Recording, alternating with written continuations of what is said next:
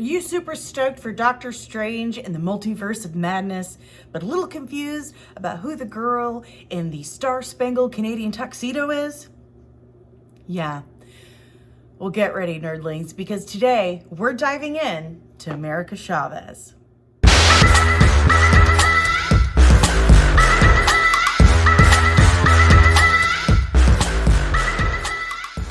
What is up, nerdlings, and welcome back to my channel!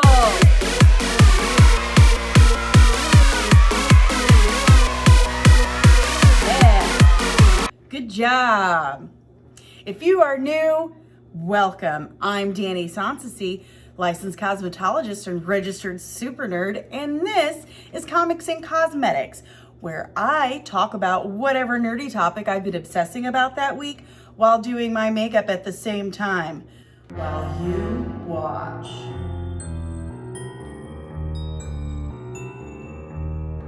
This week, as I told you, from the future, we are talking about America Chavez.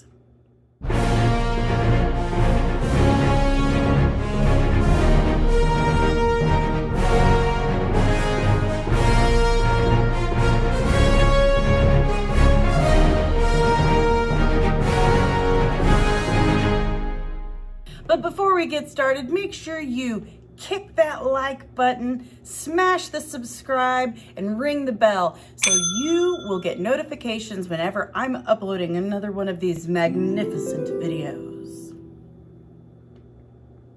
You can also follow us on Instagram at Comics and Cosmetics. You can follow us on Facebook at Comics and Cosmetics. And you can follow us on Twitter as well at D_Sanssouci.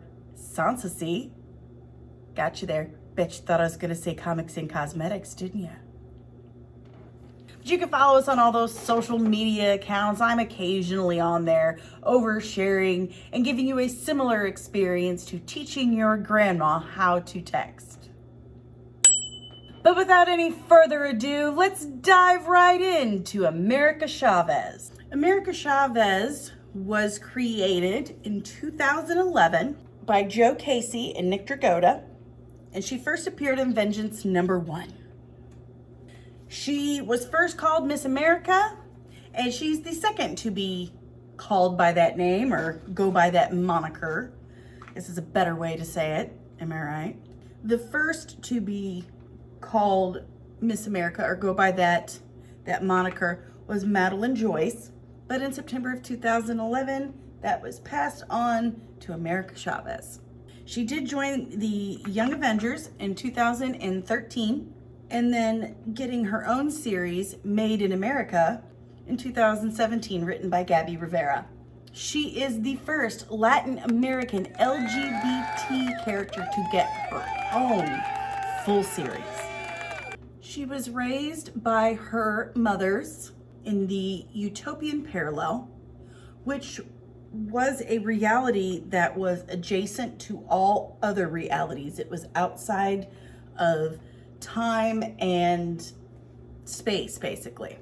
As the name suggests, it was a beautiful place, a perfect utopia, and it was created by the Demiurge. The Demiurge was a sentient life force from Earth's biosphere who seeded Earth with pieces of its own essence and gave birth to the elder gods, who all, except for Ashtar and Gaia, descended into degens, except for these degens became murderous demons that had to be destroyed. So Gaia and the Demiurge mated, and they created a force that was able to fight these demons called Adam. Well, he also created the utopian parallel to put a seal on the dark place and trap all those bad guys and this parasitic interdimensional creature called the Mother in there. Also, fun fact, the Demiurge is the future version of Billy Kaplan. Wiccan. Yeah. America also attributes the demiurge to imbuing her with her superpowers, which are, she has super strength and durability. That's nice. Flight. That's also very nice. I would like to be able to fly. And her most notable power is her ability to kick open these star-shaped portals that allow her to, and people with her, they allow them to travel through the multiverse into different realities, different places, I mean, how cool is that? Like, I'm just gonna kick this floor, bam, and a big star opens up and you can jump in it, and suddenly you're in, like, you know, a reality where you're super famous and everyone loves you. That would be nice. She can also move at superhuman speeds, like close to breaking the speed of light. Like, she could just about go faster than the speed of light. She's also learned how to punch an enemy so hard that they burst into tiny little pieces of shaped like stars. There are a few people I would like to try that on. I'm not giving out any names. Joss Whedon. It's also been discovered that when she is super stressed out, super ticked off, she gets overpowered and overwhelmed and can shoot out this giant star that will explode with this energy that's so powerful it can injure the likes of Captain Marvel herself. True story. So, safe to say, America Chavez, pretty stout. Now, she was raised by her mothers in this utopian parallel. However, when she was 6 years old, the multiverse was consuming the utopian parallel in the form of these black holes that kept showing up all over. And they needed to be sealed or everyone in the utopian parallel would die. So I'm a little confused by the whole, she was raised in the utopian parallel. If she was only there until she was 6 years old, like, how would someone remember all of that well enough to say, I was raised there? But that's okay. Now, her mothers were super powerful as well. And that's Elena and Amalia Chavez. So these black holes are threatening their reality. And her moms know that they can stop it, but they're not coming back from it. So they sacrifice themselves to seal up these black holes and protect the utopian parallel and America Chavez, their daughter. So they seal up the black holes and protect their daughter, you know, and the rest of the utopian parallel. I mean, it's already a sad story. Like, this 6-year-old little girl has just lost both of her parents. Now, after she loses her mothers, she wants to prove herself as a hero as well. She's grief-stricken, but also she feels a sense of responsibility to make her worthy of her mother's sacrifice. So emboldened by this need to prove herself, and knowing that the utopian parallel didn't need her and was safe, she starts hopping through realities and eventually adopting the name Miss America. She eventually joins the Teen Brigade and acts as co-leader of this group with another teen who went by the name of Ultimate Nullifier. Let's try that again. Ultimate Nullifier.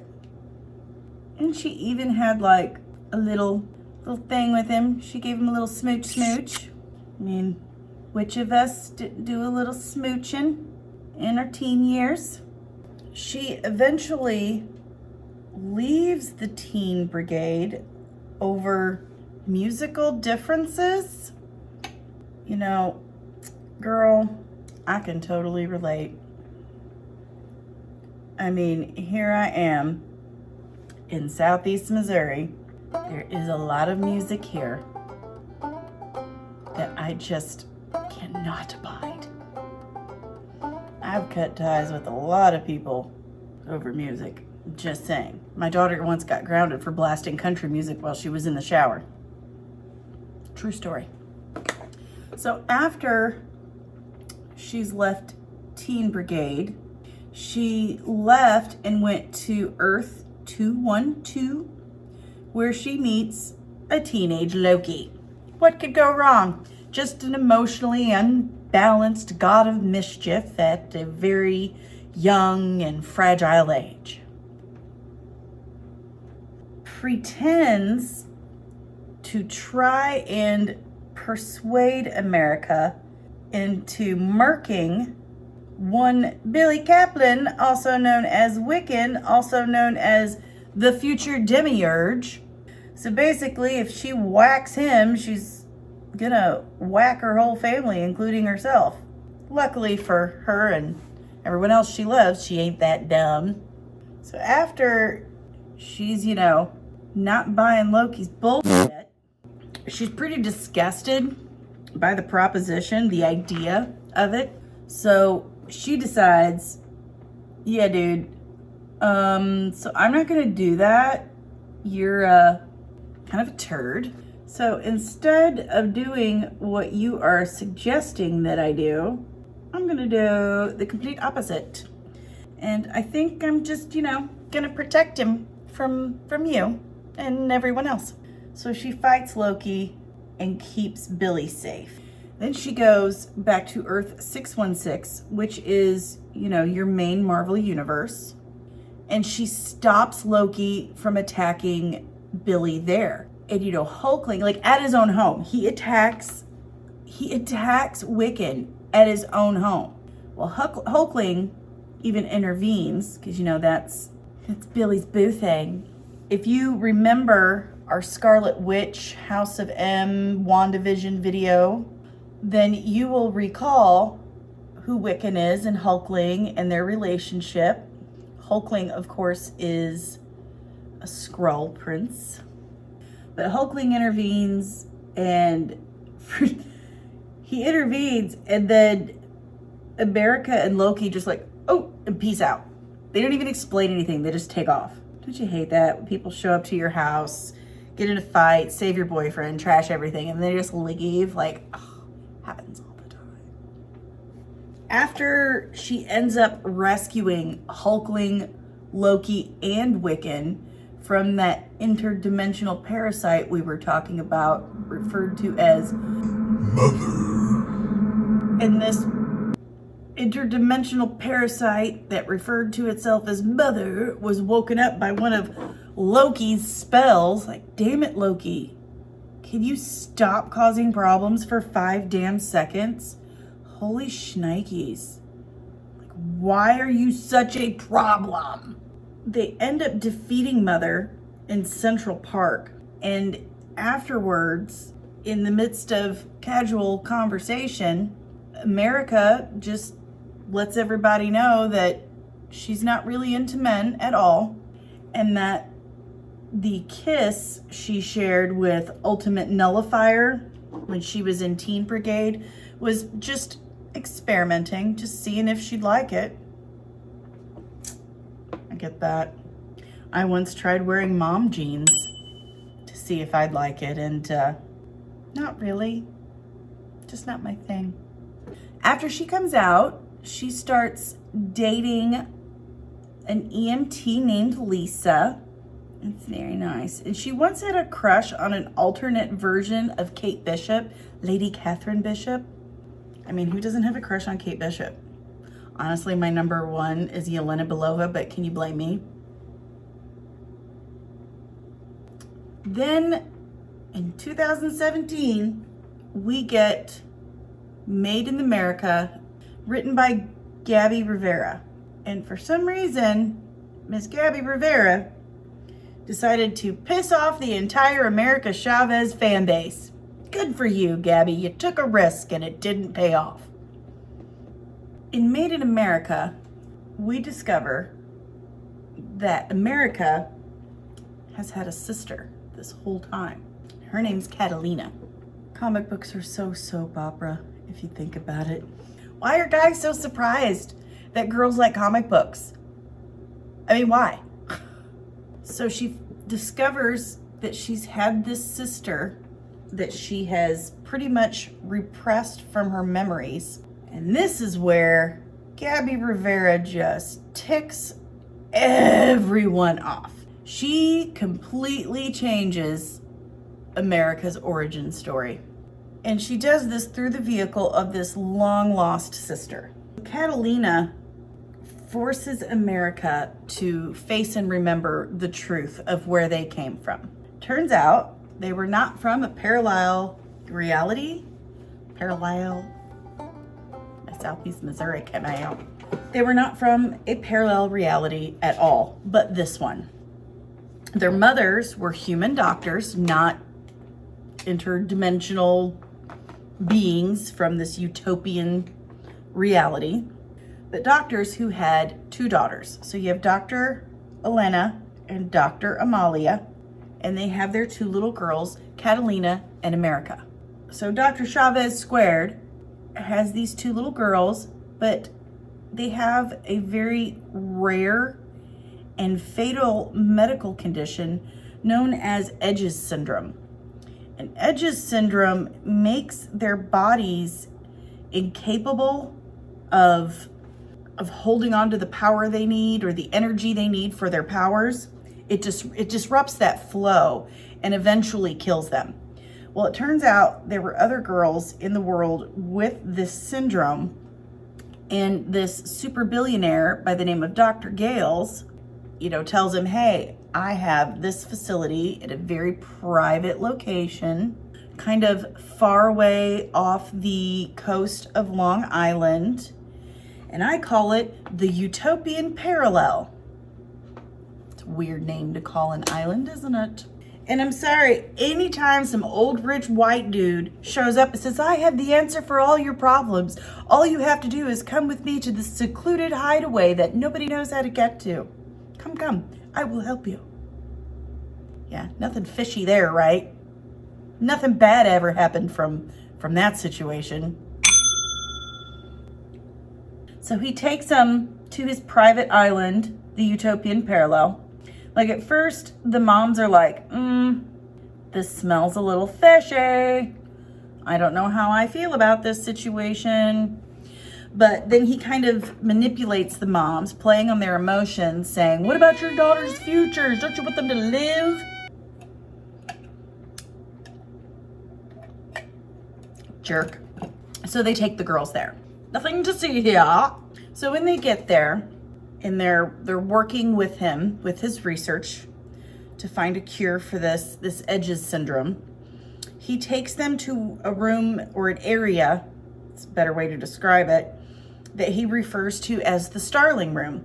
And there's all these other little girls there. So only little girls can get this. And it shows them that there's this doorway, this big magical looking doorway. And this magical doorway leads to a pocket dimension. And the energy through this pocket dimension, or the energy through this open door to this pocket dimension, is creating a time dilation effect in this area, allowing them the ability to work on these girls with Edges syndrome, slow the progression of the disease down, and give them enough time to work on it and for the girls to heal. Well, this also has unaccounted for effects, and that's what was making the moms so nervous about the situation in the first place.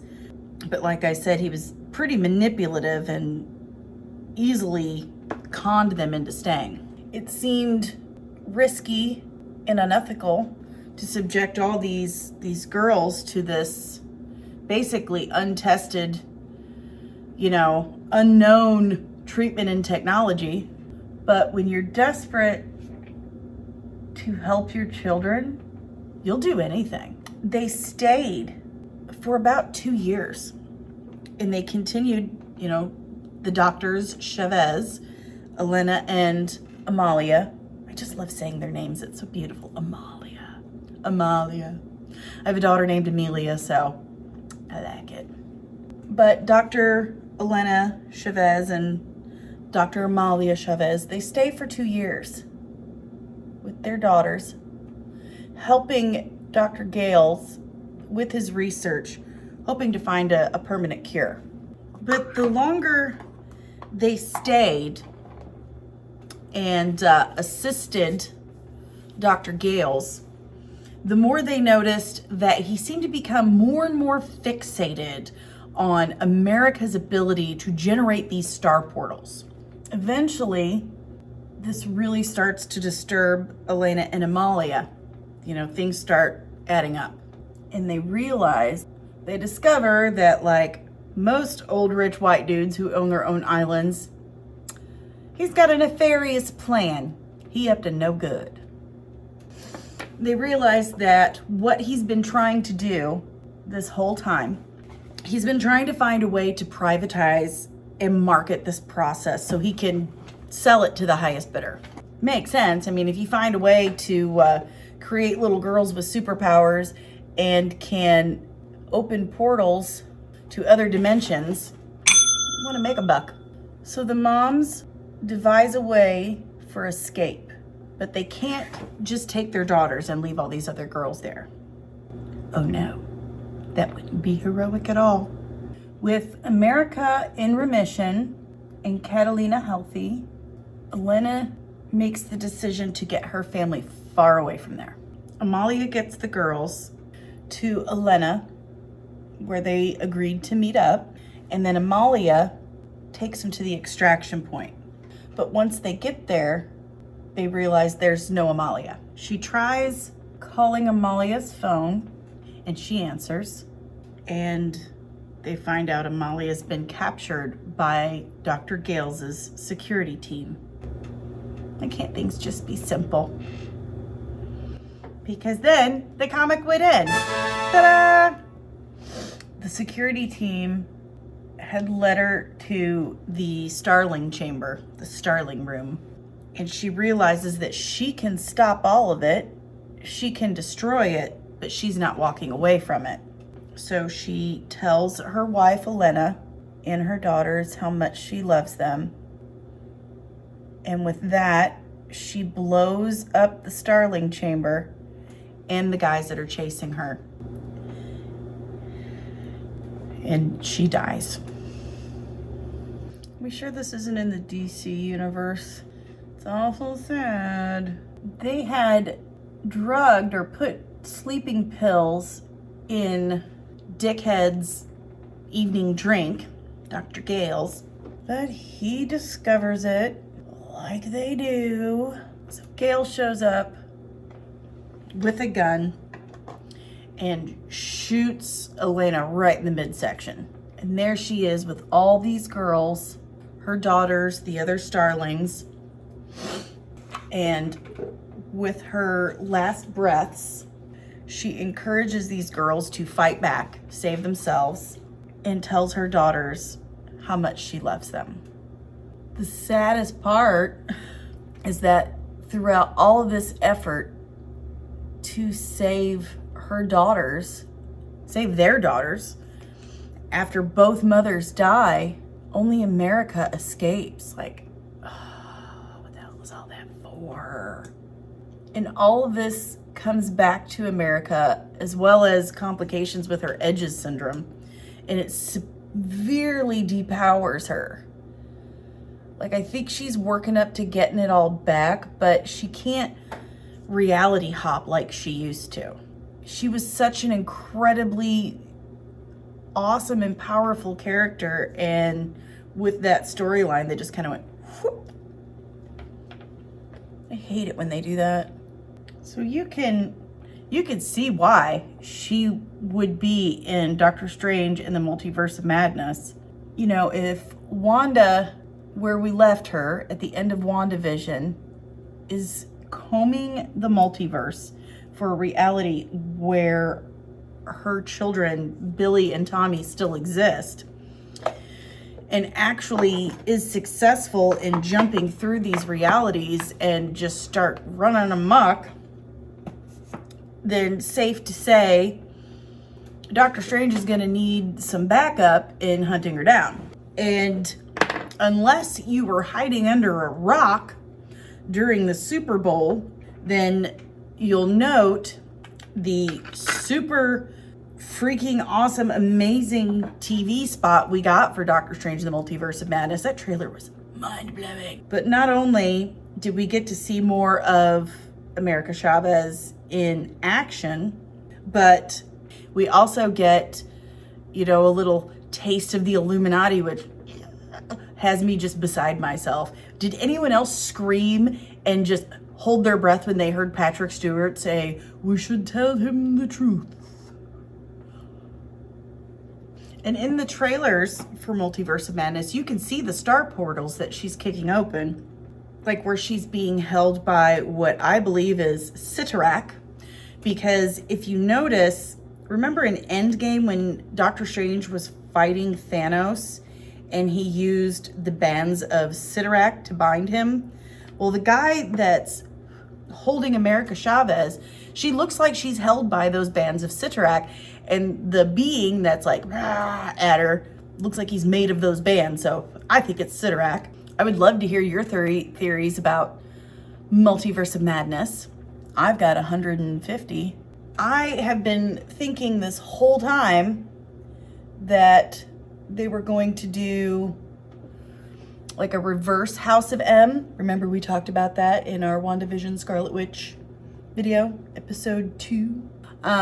I thought they were, you know, doing this reverse House of M this whole time, and she would say, "Let there be mutants," and instead of saying "no more mutants," and then boom, she's got her babies again. That's what I thought was going to happen. But I've recently heard a theory from Eric Voss over at New Rockstars, and he said that what if we are currently, or we have been in House of M this whole time, and that this is the end of that story where she puts everything back the way it was and we get mutants again. Like she's already said, no more mutants. And so that's why there hasn't been any mutants in the MCU, because we're in House of M. That's a pretty good theory. I mean, that's why they've got millions of subscribers and I'm sitting pretty at 65. Where's my favorite sponge? There it is. Never mind. I found it. I'm pretty excited to see what they do with America Chavez in this movie.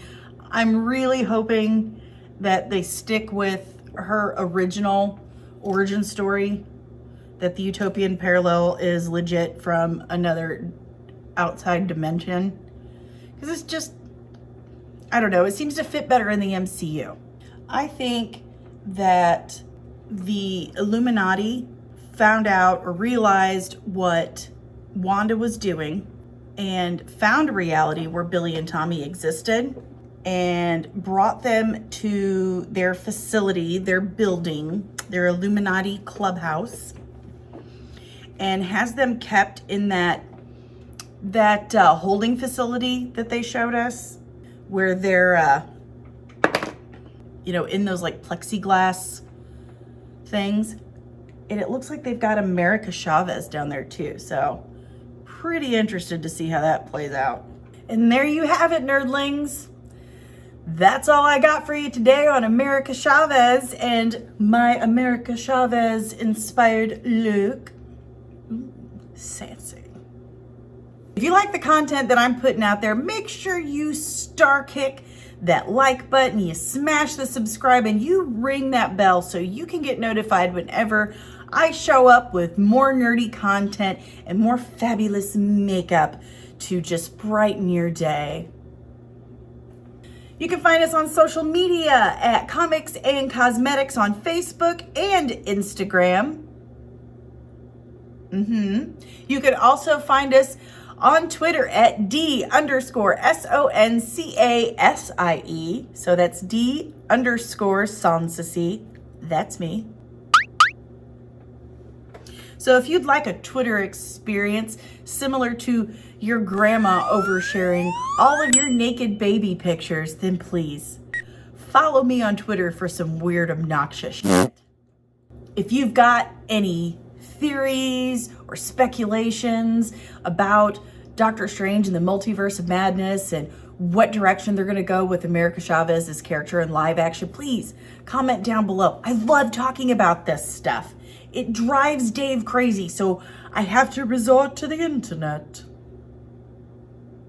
We've got some big things coming up here at Comics and Cosmetics. I'm so excited I could choke a water buffalo, but I'm going to keep my mouth shut until the appropriate time.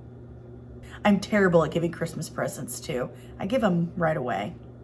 Like, they don't even sit under the tree. Again, thanks for watching, nerdlings. Have a great week. Have an awesome and wizard day, and I'll see you in the next one. Bye.